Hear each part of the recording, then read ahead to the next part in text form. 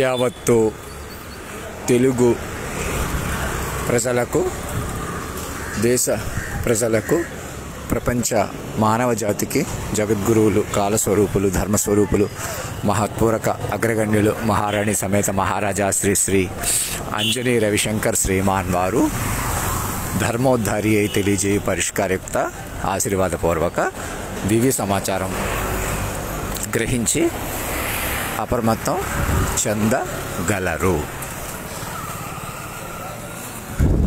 ప్రతి ఒక్కరూ ఇక తాను ఒక మనిషి కాదు, మనసు అనుకోవడమే సులువు.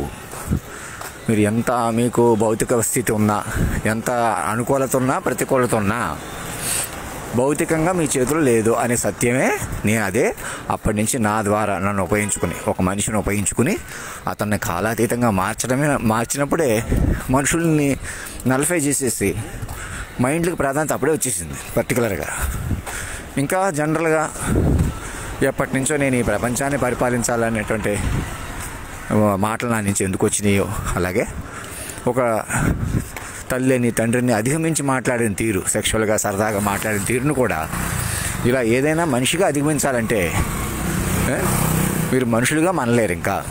అందుకే ప్రేమ, తల్లిదండ్రుల ప్రేమ శాశ్వతం. అది ఎవర్ గ్రీన్, ఇంకా ముందుకు వెళ్ళేది. వాళ్ళకి మనం చేయూత ఇవ్వాలన్నమాట. వాళ్ళ ప్రేమ కానీ, సరదా కానీ, అలాగే చావు పుట్టుకలు కానీ, మంచి చెళ్ళు కానీ అన్నీ కూడా వాళ్ళ ప్రకారం ఉన్నాయి అని, వాళ్ళు ఇప్పుడు మీకు వాక్ రూపంలో ఉన్నారని వాళ్ళని పట్టుకోకుండా ఇంకా భౌతికంగా ఇబ్బంది పెట్టండి.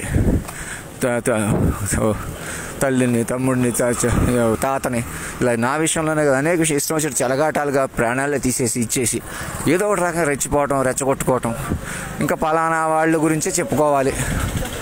ఎవరు భౌతికంగా బలంగా ఉన్నామో వాళ్ళే. ఉదాహరణకి ఎన్టీవీ వాళ్ళు ఏదో కార్యక్రమంలో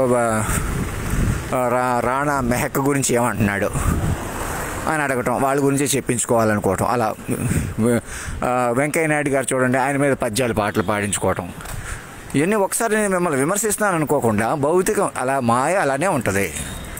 అందుకనే సృష్టి ఎవరిని గౌరవించిందో, సృష్టి ఎవరిని ఎంచుకుందో అతని ద్వారా సర్వం ప్రకటించబడింది చూసారా, అది పట్టుకోవాలి మనం అందరం. ఇందులో ఆషామాషి ఏమీ లేదు.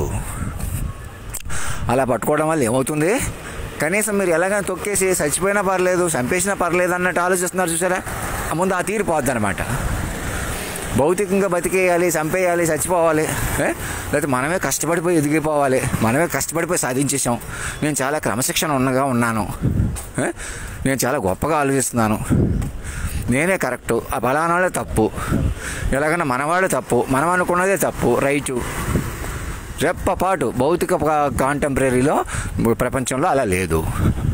ప్రతి ఒక్కరూ ఆలోచించండి. నా మాట విని నన్ను కాలస్వరూప పురుషోత్తమాన్ని మీకు ఇష్టం లేకపోయినా ఆ పాత ఫోటోవే అక్కడ పెట్టినా, నేను గబుక్కని మాకు చెప్పేస్తే ఫోటోలు మేము పక్కకి తీసుకెళ్తాం, ఫోన్లో ఏదో చేస్తాం అని ఆలోచన చేసేవాళ్ళు కూడా నాకు తప్పకుండా మీ అందరి సహకారం కోరుకుంటున్నాను. ఎలాగా, నన్ను మైండ్ రూపంలో పట్టుకోవడమే ఇంకా అలా పట్టుకోండి. మీకు ఇంకా నేను మనిషిగా ఎక్కడికో వస్తాను, ఏదో చేస్తాను, ఇంకా రిజిస్టర్ పోస్ట్ అది పంపలేదు, అలాగ ఏదో ఒకటి పెట్టి కూర్చోకండి.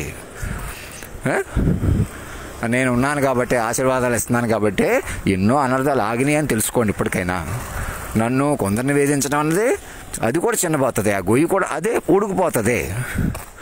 వేధించడం అంటే భౌతికంగా ఎలాగైనా మనిషిగా చూడటమే వేధించటం. ఆడవాళ్ళని కానీ మగవాళ్ళని కానీ భౌతికంగా ఎదుర్కోవాలి, భౌతికంగా నిర్ణయించాలనుకుంటున్నారా, అదే పొరపాటు, తెలివి తక్కువతనం, అజ్ఞానం.